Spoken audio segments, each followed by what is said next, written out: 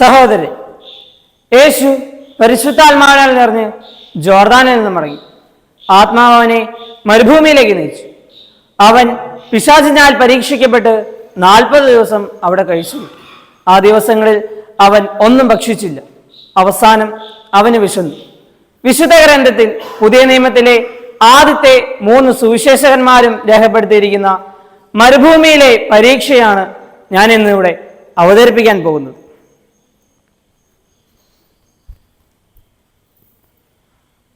പിതാവേ, എൻ്റെ ആത്മാവ് അങ്ങയുടെ കൂടെ ആയിരിക്കുന്നത് ഞാൻ സന്തോഷിക്കുന്നു. എങ്കിലും എൻ്റെ ശരീരം വിശ്രമത്തിനും ഭക്ഷണത്തിനുമായി എന്നെ നിർബന്ധിക്കുന്നു. പ്രലോഭകന്റെ കയ്യിൽ നിന്ന് എന്നെ സഹായിക്കണമേ. പിതാവേ,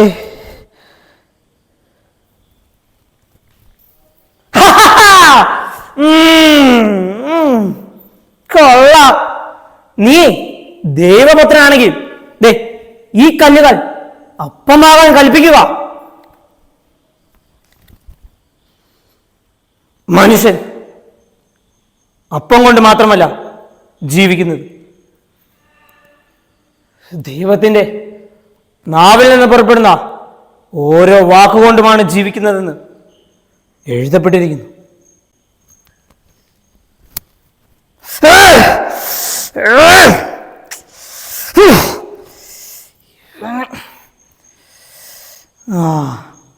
ഇവനെ ജെറുസലേമിലേക്ക് കൂട്ടിക്കൊണ്ടു പോകാം. പ്രഭു വന്നാലും.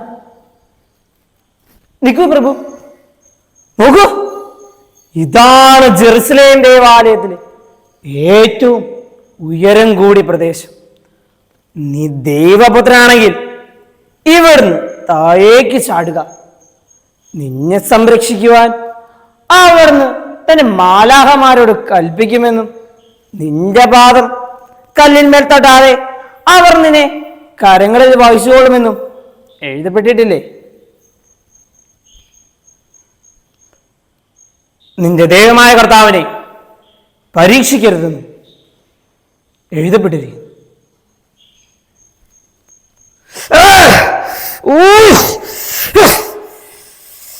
വീണ്ടും ഇവൻ ഇങ്ങനെ എഴുതിയോണ്ടോ?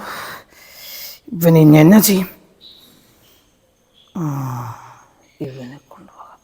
പ്രഭു, നമുക്ക് അക്കാണുന്ന മലയിലേക്ക് പോവാം. വന്നാലും പ്രഭു, പ്രഭു ഇവിടെ നിന്നാലും. കൊള്ളാം. പ്രഭു നോക്കൂ, ദേ അക്കാണുന്ന രാജ്യത്തിലെ മുന്തിരിത്തോട്ടം, ദേ ഇക്കാണുന്ന രാജ്യത്തിലെ ധ്യാനിപ്പുര, റോമായുടെ സൈന്യം, ഈജിപ്തിലെ കൊട്ടാരം, ഇവയെല്ലാം എനിക്ക് സ്വന്തം. നീ എന്നെ താണുവാണെങ്കിൽ ആരാധിച്ചാൽ ഇവയെല്ലാം ഞാൻ നിനക്ക് നൽകാം.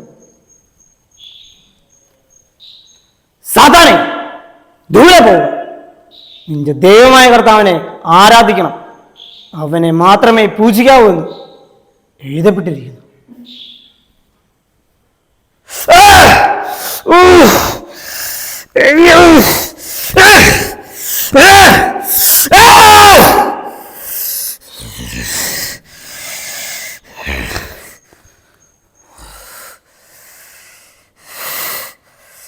ഇപ്പോഴത്തേന് ഞാൻ പോവാ. എന്നാ ഞാൻ വീണ്ടും വരും, ഓർത്തോ.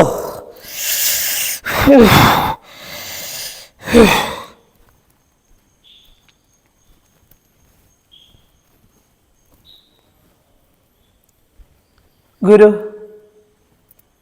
നിനക്ക് സുസ്തി. സഹോദരൻ, ഈ ലോകത്തിലെ പ്രശസ്തിക്കും സ്ഥാനമാനങ്ങൾക്കും ഭക്ഷണത്തിനും പുറകെ നമ്മൾ പോകുമ്പോൾ നമ്മൾ പിൻചൊല്ലുന്നത് പിശാചിനെയാണ്. ഈ ലോകത്തിനപ്പുറം നിത്യതയെ നോക്കിക്കണ്ടുകൊണ്ട് പ്രാർത്ഥനയുടെയും ഉപവാസത്തിന്റെയും ജീവിതം വഴി യേശുവിനെ പിൻചൊല്ലാൻ കഴിയട്ടെ എന്ന് ആശംസിച്ചുകൊണ്ട് ഞാൻ നിർത്തുന്നു. നന്ദി, നമസ്കാരം. ജയ് ക്രൈസ്റ്റ്.